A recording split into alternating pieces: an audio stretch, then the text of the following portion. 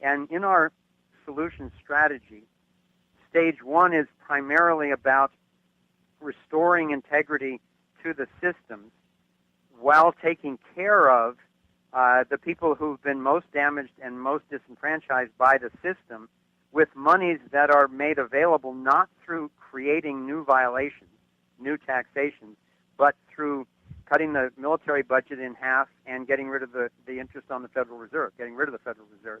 So that frees up literally trillions of dollars a year, which would easily fund the health care for those who can't afford it, a transition to organic gardening. Then we stop these wars of aggression, and there's a lot of money available for a transition. It's almost like healing the body, where you take energy from healthy parts of the body and you can increase the blood flow to where the cuts and bruises are to heal the wholeness of it. And I think that Ron Paul is very expert in the integrity of the system. So as a symbol, he and Rand and a few others are very aware of the problems with the economic system and aware of the importance of shrinking government and really restoring human liberty. Whereas Dennis Kucinich, I've had the privilege to talk with him a few times about some of these issues, and I think that he's very much attuned to the more traditional social democrat agenda of how do we use general funds to take care of people most in need.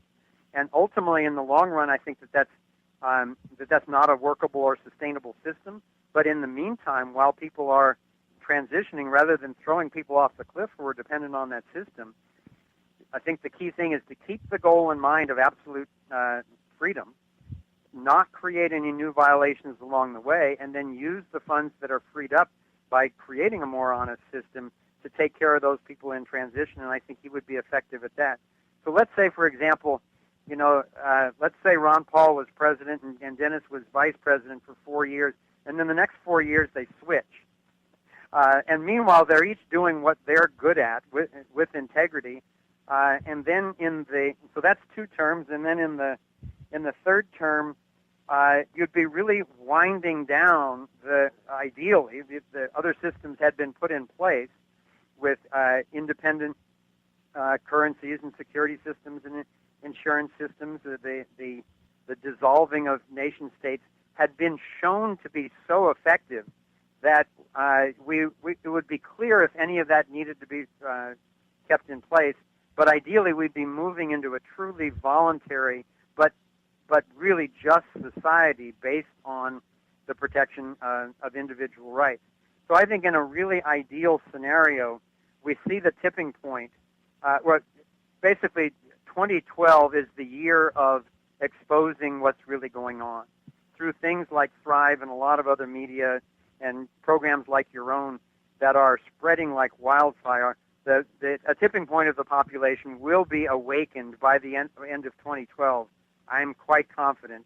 And then in the years following that, I think that the first 4 years is very much going to be about restoring integrity to the current systems, and meanwhile moving toward the shrinking of government, which will be the next 4 years, and then the 4 years after that will be really clarifying how do we operate our educational systems and our roads and our healthcare and so forth, in a voluntary system.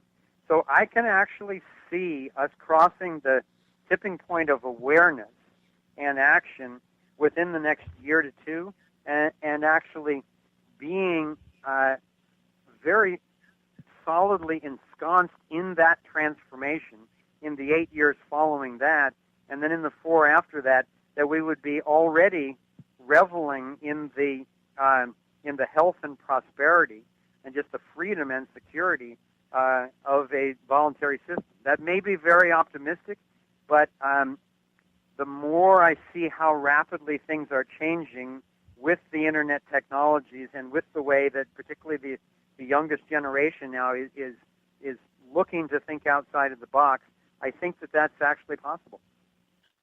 Thank you, Foster. That was much appreciated, and it was a really, really revealing answer you gave. I have one last question for you.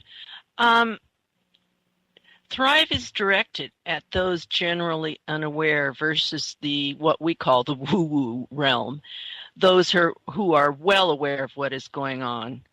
Are there plans for a sequel to expand on, explore these topics in greater depth to address those who are more aware of what's going on? Well, let me clarify the question a little bit. What is it that you are saying that you would want to see in the sequel? Well, more looking in depth, I think that would be, and more of on a spiritual realm, yes, perhaps, or more going off into the outer dimensions of the 12 vectors. But we just kind of think that maybe because you're starting at the beginning, you're addressing the movie for the generally unaware, which is appropriate, very appropriate at this time. But we're wondering if maybe you might have a sequel that you can go more in depth with all of these issues at a later date. Have you considered that? Well, it's a little bit like asking a woman who's just delivered a baby, whether she wants to be pregnant again. So it's a challenging time for us to even consider doing another film, because this has been 8 years of 15-hour days, and we're ready for a change of pace, not of where we're putting our attention, but the pace at which we're doing it. And so we're realistically not planning a sequel of this level of complexity and production value and expense and so forth. What we are really interested in is continuing to create media that, as I said in the very beginning, that the mission of Clear Compass is to create compelling media that assists humanity in thriving through the evolutionary challenges threatening our survival. That we're going to be continuing to do. And what I personally am most interested in is, now that kind of the basic information is out there, what I'm most interested in is the strategic think tanks to plan very grounded transition strategies along the lines of the solutions that we've suggested. So I think the media that we're going to be doing is more filming critical think tanks, bringing together thought leaders who are focusing not so much on whistleblowing, but on how to create the transition to a just and free world, a healthy world, and then either live streaming those or editing those down to a very succinct but very rich conversation, and then putting those out on the internet, particularly with the emphasis on, like you're saying, number one for us is to really elucidate the ethics of the whole thing. And that really comes back to the liberty perspective, which I find is very, very new to most people, to have really thought through what is the core ethic and how can we have systems that don't violate that. And that, to me, is the gateway of opening up what you're talking about the further reaches of the spiritual realm. Because to me, and I talk about this on the website, and one of our sectors is spirituality. And in my experience, spirituality is not something that we have to go find somewhere else or learn from someone else or take on some set of beliefs or something like that. But it's who we are in our essence.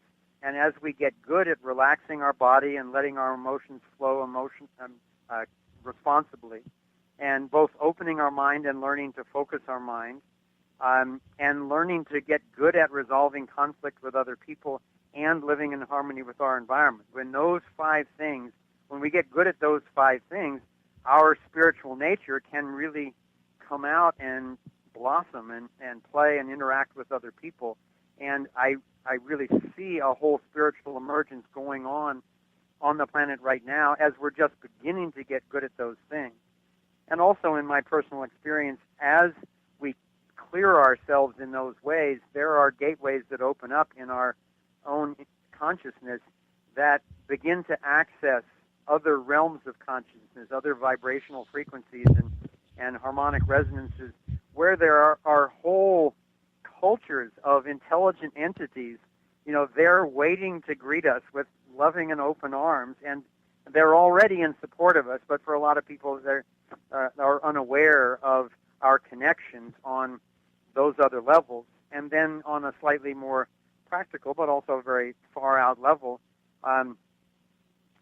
Jacques Vallée, one of the primary ET researchers, has said that in his research, over 80% of the ET contact that's going on is telepathic.